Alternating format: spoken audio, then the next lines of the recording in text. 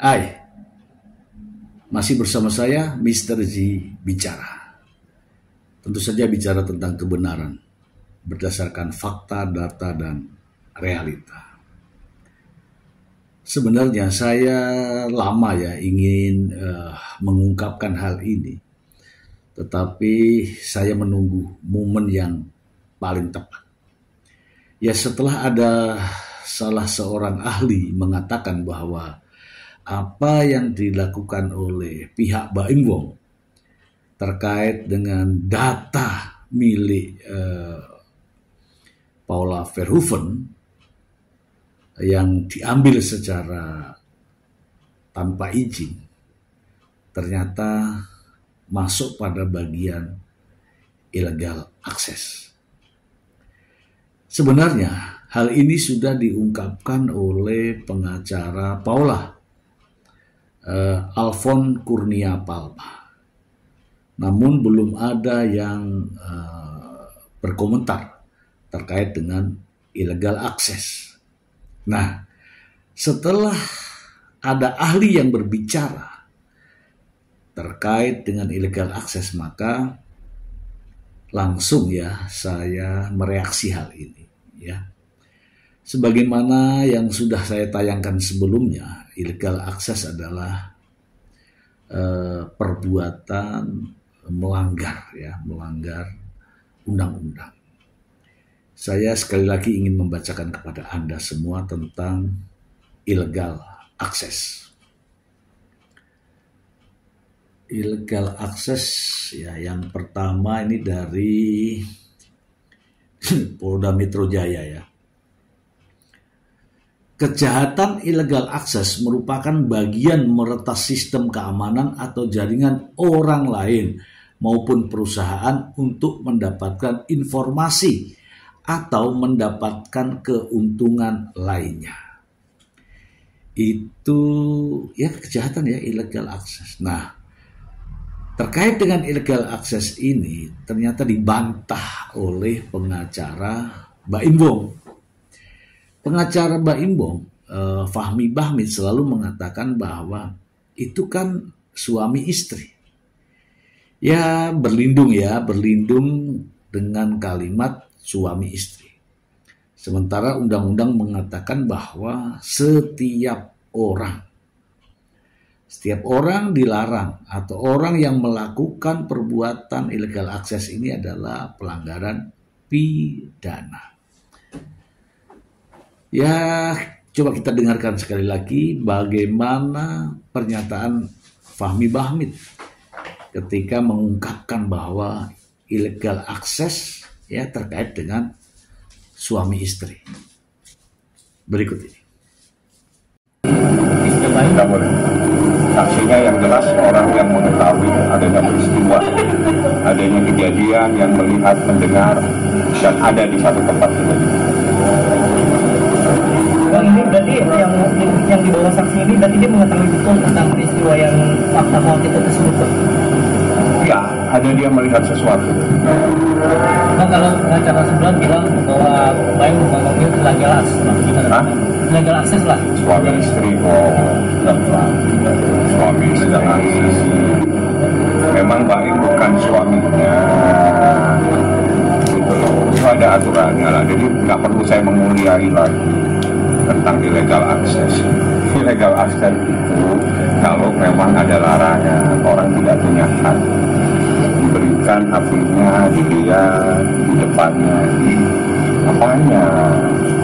Jadi harusnya memverifikasi kepada pihak supaya tidak kaget-kaget di ruangan sidang. Apa yang muncul di dalam persidangan supaya tidak terkaget-kaget. Ini teman-teman saya, ini advokat semua yang ikut sidang. Jadi itu yang saya sampaikan. Jadi illegal access tidak ada. Yang kedua, yang berhak menilai bukti, yang berhak menilai saksi itu bukan pengacara, tapi adalah majelis hakim yang menilai. Jadi yang punya hak apakah itu buktinya itu bagaimana dan seterusnya itu hakim yang punya hak. artinya tidak ada penolakan. Nah, nanti dia dinilai apakah itu karena pada saat proses pembuktian itu dikonfrontir, artinya dikonfrontir, betul tidak ini data dari kamu, betul dibetulkan dalam ruang persidangan. Saya tidak perlu teruskan sampai lebih mendalam. Saya tidak sedang membahas tentang sang pengacara, tidak ya. Saya hanya ingin menyampaikan sesuatu yang tidak diizinkan untuk mengakses melalui elektronik, itulah yang dinamakan illegal access, apapun bentuknya.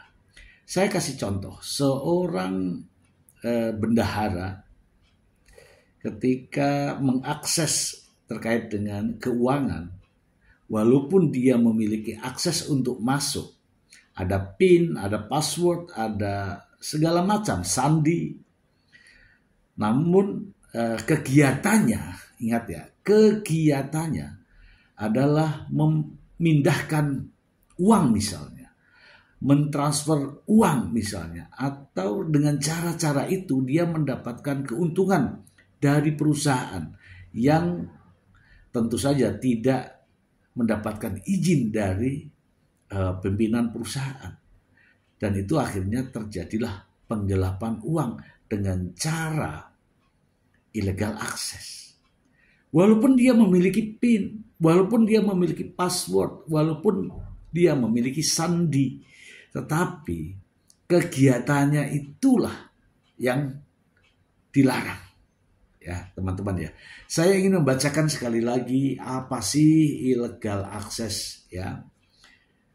Akses ilegal atau akses ke seluruh atau sebagian sistem yang dilakukan dengan sengaja. Peretasan komputer adalah istilah yang digunakan untuk menggambarkan sistem komputer yang tidak berfungsi dengan baik. Akses ilegal dapat menyebabkan kerusakan pada sistem dan data komputer serta membahayakan informasi pribadi. Ini adalah pernyataan ya, gambaran umum dari apa yang dimaksud dengan illegal access. Nah, bagaimana aturan? Aturan terkait dengan kegiatan atau peristiwa yang semacam ini, yaitu mengakses secara ilegal kemudian hasilnya digunakan untuk sesuatu yang menguntungkan bagi dirinya. Saya akan membacakan pasal 30 ya, ayat 1 Undang-Undang ITE. Setiap orang dengan sengaja tanpa hak atau melawan hukum mengakses komputer dan atau sistem elektronik milik orang lain dengan cara apapun. Artinya apa? Handphone milik Paula Verhoeven, ketika datanya diambil, itulah yang dinamakan illegal access. Meretas, memindahkan, kemudian mengakses apa data-data yang ada di dalam handphone tersebut untuk kepentingan atau keuntungan dirinya, itu pelanggaran ya. Kemudian salah satu contoh ya, ini contoh ya. Ada beberapa skenario umum untuk mendapatkan akses tanpa izin, mulai dari meretas kata sandi yang lemah hingga skema rekayasa sosial yang canggih seperti phishing, tebakan kata sandi. Penjahat dunia maya sering kali menggunakan perangkat lunak khusus untuk mengotomatiskan proses tebakan dengan menargetkan informasi seperti nama pengguna, kata sandi, dan PIN. Oke. Artinya apa teman-teman? Ya, walaupun memiliki password ya seperti yang disampaikan oleh sang pengacara bahwa suami istri kan tahu passwordnya. Iya, tahu passwordnya, tahu PIN-nya. Tapi untuk mengakses data kepentingan dirinya, untuk kepentingan dirinya, ingat itu, atau keuntungan bahasa lainnya adalah pelanggaran. Ya, ini banyak hal terkait dengan kegiatan illegal access ya. Saya kasih contoh begini teman-teman. Udahlah, ini kan yang selalu disebutkan kan suami istri tahu PIN, tahu password. Oke. Sekarang ya, saya memiliki asisten. Asisten itu tahu PIN saya. Karena apa? Asisten itu seringkali saya suruh untuk bertransaksi terkait dengan keuangan kantor misalnya, ya kan? Atau terkait dengan pengambilan uang misalnya. Oke ya. Nah, dengan adanya PIN itu adalah untuk memudahkan agar dinamika perusahaan bisa berjalan dengan baik. Tetapi ketika yang bersangkutan mengakses tanpa sepengetahuan saya, walaupun dia memiliki PIN, memiliki password, ya, memiliki kata sandi sekalipun, tanpa seizin saya, kemudian yang bersangkutan mengeluarkan data-data, mengakses data-data, kemudian juga mengambil uang yang ada di dalam sebuah rekening perusahaan. Meskipun dia punya PIN, meskipun dia punya password, tetap saja yang bersangkutan adalah melakukan pelanggaran. Nah, ini yang terjadi antara Mbak Imbom dan Paula Van Riven.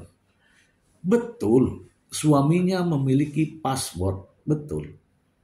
Tapi bukan untuk mengambil data dong, bukan untuk mengakses data-data yang ada di dalam handphone.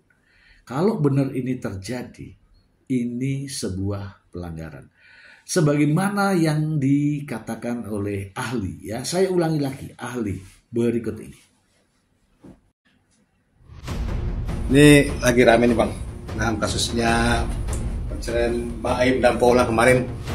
Sang kuasa hukumnya Paula Verhoeven bilang ada legal access terhadap Mbak Imbong.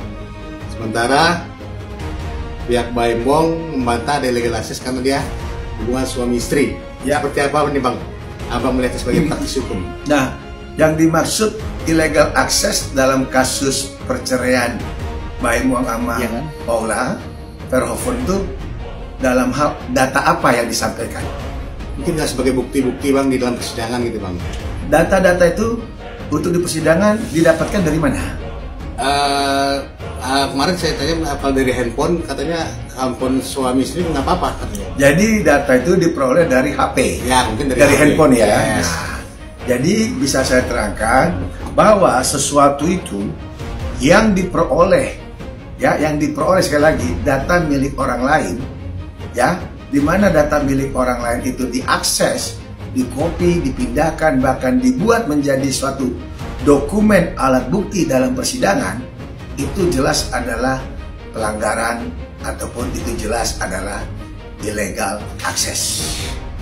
Dimana kita tahu bahwa data pribadi itu kan biasanya disimpan di dalam HP ataupun di dalam ponsel, ya, di dalam ponsel ataupun HP itu bisa juga dalam bentuk media, dalam bentuk flash disk. Nah, kalau dalam bentuk HP ataupun flash disk, data ini di print dan dibuktikan ke dalam persidangan, itu jelas illegal access karena tanpa izin daripada pemilik HP, pemilik data yang bersangkutan. Tapi meskipun dia suami istri Bang. Jadi kalau terkait suami istri, di dalam Undang-Undang ITE tidak disebutkan apakah itu suami atau istri yang boleh mengakses. Namun dikatakan adalah setiap orang. Nah, setiap orang ini kan nggak ada jabatan, nggak ada status. Jadi barang siapa yang melakukan perbuatan melawan hukum, yaitu mengambil data dari HP, ya, dikopi, bahkan disebarluaskan dalam bentuk dokumen yang dibawa dalam persidangan, itu merupakan pidana. Pidana Pak Bud? Pidana.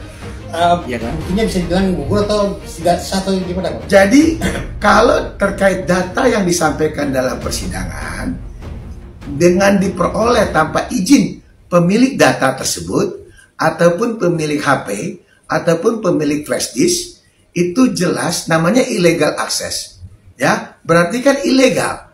Bukti yang disampaikan dalam persidangan yang diperoleh secara ilegal, ya otomatis cacat demi hukum.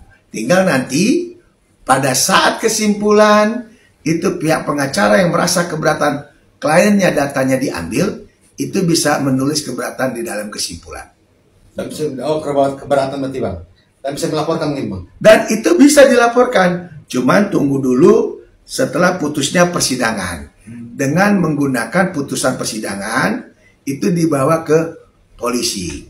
Itu bisa dikenakan dugaan pasal 32 junto pasal 48 Undang-Undang ITE. Ya, sama aja ya, seperti misalnya ya suami istri. Kalau buku rekening minta ke bank saja, suami itu harus didampingi sama istrinya kalau itu bukunya istri. Sama juga kalau buku suami harus didampingi suaminya ketika istri melakukan pengecekan dan seterusnya. Demikian halnya dengan ATM. Dengan ATM, ya, pasti juga akan ada izin dan sebagainya. Nah, ini masalahnya masalahnya. Undang-undang jelas mengatur setiap orang termasuk adalah yang bersangkutan. Ya, hal ini diungkapkan ahli tadi bahwa tetap saja itu tidak boleh. Lah, ini ketika nanti Paula Verhoeven di pengadilan bahwa dia tidak dimintai izin atas akses tersebut, maka itu namanya illegal access. Benar ya kata si pengacara Paula, Alfon Kurnia Palma, bahwa ini persoalan adalah illegal access. Bagaimana bisa bukti yang diperoleh secara ilegal justru dijadikan bukti di persidangan, ya, yang tentu saja hakim juga akan menilai. Ya, ingat Pak Hakim ya, Pak Hakim diberikan wewenang untuk meneliti terkait dengan bukti ini, dan tentu saja perlu dipertanyakan apakah legalitasnya terkait dengan bukti tersebut. Kita akan sambung terus persoalan ini, kita akan ulas masalah ini terkait dengan illegal access agar kita semua mendapatkan informasi dan edukasi. Semoga bermanfaat.